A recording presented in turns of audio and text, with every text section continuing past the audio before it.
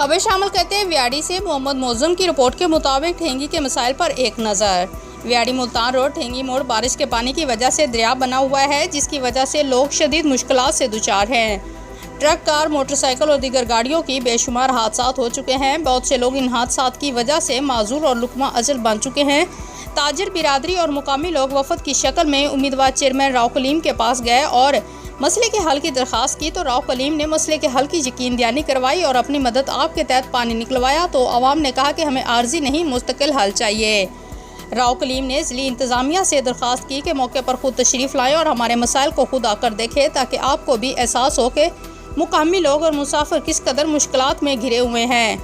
इस मौके पर असिस्टेंट कमिश्नर व्याड़ी राना नुमान, ज़िली council CO Numan Shah, STO Ehsan highway, SDO Shahid, SDO public health patwari Chaudhry Aslam मौके पर तशरीफ़ लाए और इस मुकाम का विज़िट किया। मौके पर उम्मीदवार चेयरमैन राव कलीम, सदर मुस्लिम लीग नून ठेंगी Rao Nadeem Javed, chairman water supply Rao Tamkeen, साबका चेयरमैन राव जमशेद, हाजी मुश्ताक राव, अरशाद राना, जंग बहादुर राव, कदीर, दिलशाद पप्पू मौजूद थे। राव कलीम ने मसाइल के बारे में मुकम्मल आगाह किया। इंतज़ामिया ने मसाइल को तवज्जो से सुना और तरजीही बुनियादों पर हल करवाने का वादा किया।